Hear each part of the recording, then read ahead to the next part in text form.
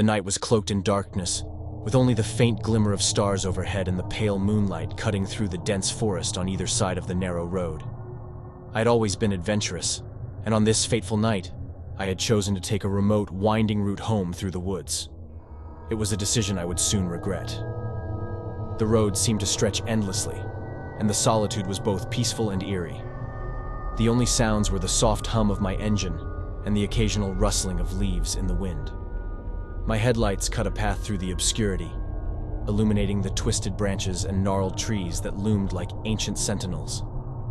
As I drove deeper into the forest, the sensation of being watched began to creep over me.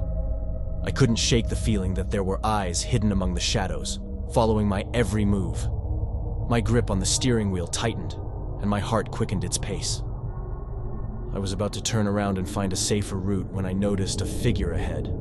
A woman standing at the roadside, her silhouette barely visible in the dim light. I squinted, my curiosity piqued. What was she doing here in the middle of nowhere? I pulled over, and the woman approached my car. She was young, her face pale and ghostly, with long, raven black hair that hung in tangled strands.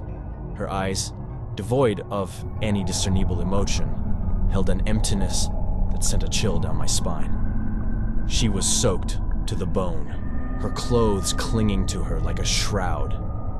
"Please, you have to help me," she whispered, her voice trembling. "My car broke down, and I've been walking for hours. I'm so cold." I hesitated, my instincts warning me not to trust her. But guilt and pity won over, and I unlocked the car doors. As she climbed into the passenger seat, I couldn't help but notice the unearthly cold that seemed to emanate from her very being. I offered her a blanket from the back seat, and she wrapped it around her shivering form. The heater blasted warm air, slowly thawing her icy skin. She gave me a faint, appreciative smile, but her eyes remained eerily vacant. We continued down the desolate road, with the woman providing vague directions to her stranded vehicle. The further we ventured into the woods, the more unsettling the atmosphere became. My unease deepened, and I couldn't shake the feeling that something was terribly wrong. Suddenly, she turned to me, her lips curling into a sinister smile. "You shouldn't have picked me up," she hissed, her voice taking on a malevolent tone. Panic surged through my veins as her features twisted, revealing a ghastly visage. Her eyes turned blood red, and her skin peeled back to reveal a skull-like face. With a terrible, otherworldly screech, she lunged at me, her hands reaching for my throat. I swerved the car, sending it crashing into a tree. The impact was brutal, and everything went black. When I regained consciousness, the woman was gone, and my car was a mangled wreck. My body ached with pain, but I was alive. I stumbled out of the wreckage and found myself alone in the dark, desolate woods. As I limped back towards civilization, I couldn't help but wonder about the sinister secrets hidden in those cursed woods. I had narrowly escaped a fate worse than death, and I knew that some paths were best left untraveled, especially on a night drive gone horribly wrong.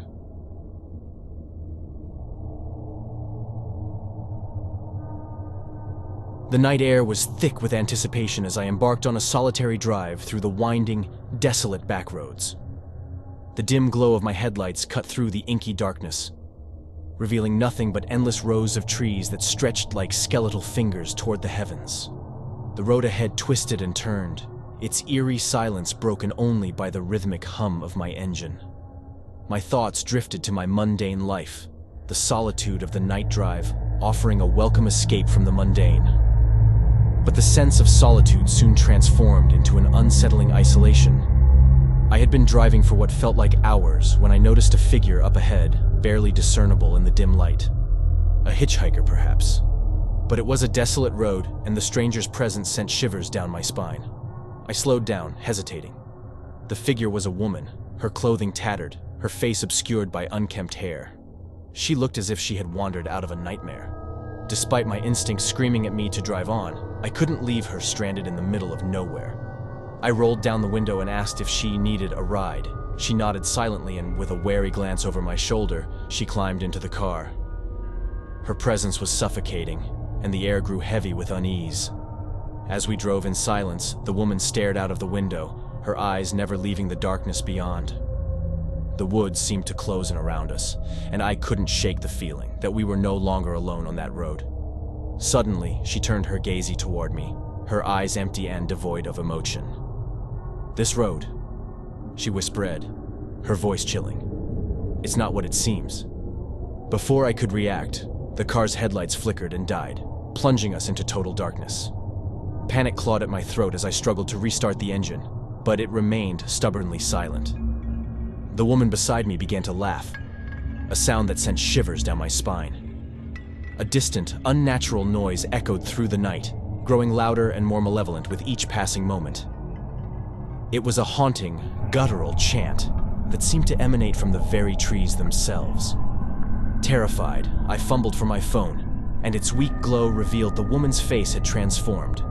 Her skin was ashen, her eyes now dark pits of despair. She lunged at me with inhuman speed, her nails clawing at my throat. I fought desperately to push her away, and in a moment of sheer terror, I opened the car door, sending her tumbling into the darkness. As I slammed the door shut, the headlights flickered back to life, and the engine roared to life. Without a second thought, I sped away from that cursed road. I never looked back, but the echoes of that otherworldly chant haunted my nightmares. I knew then that some roads were meant to remain untraveled, that some darkness was better left undisturbed. My night drive had gone horribly wrong, and I had glimpsed a sinister realm that was never meant for the living.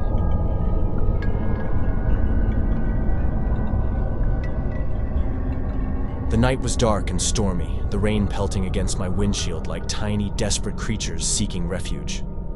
I gripped the steering wheel of my old, rattling car with white knuckles, regretting the decision to take this deserted road home. But there was no turning back now. I had already passed the last gas station miles ago, and the GPS had lost signal. My heart raced as I squinted through the downpour, straining to see the road ahead.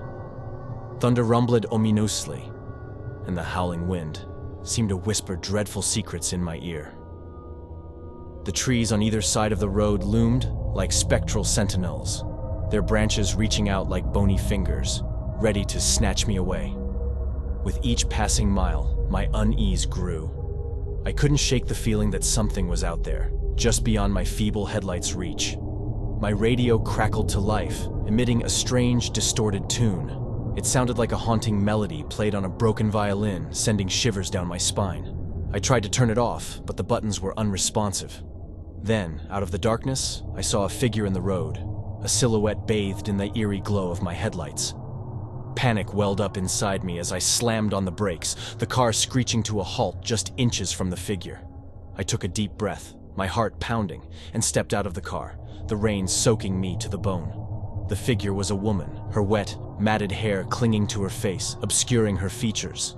She wore a tattered white dress that looked as if it had been buried in the ground for years. Her bare feet were covered in mud, and she seemed disoriented, swaying slightly.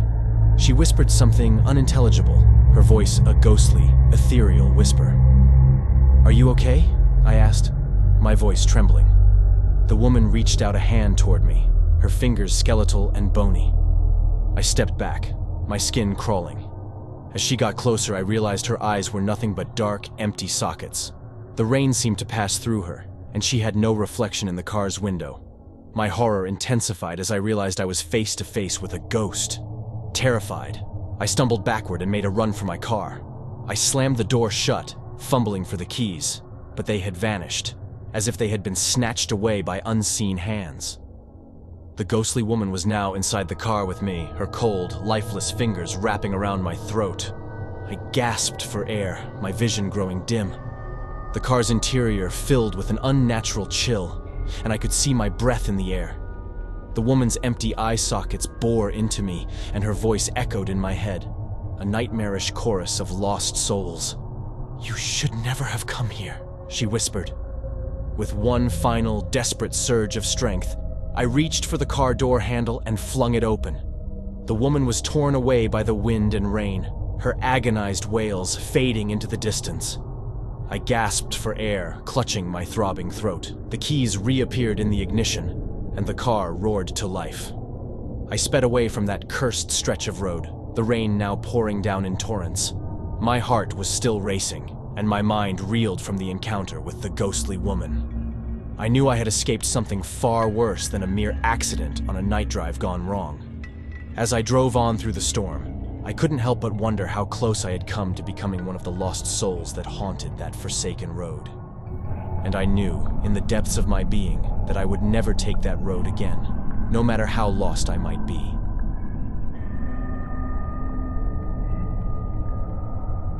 If you enjoyed the video, please make sure to smash that like button and subscribe for more scary horror stories. See you on the flip side.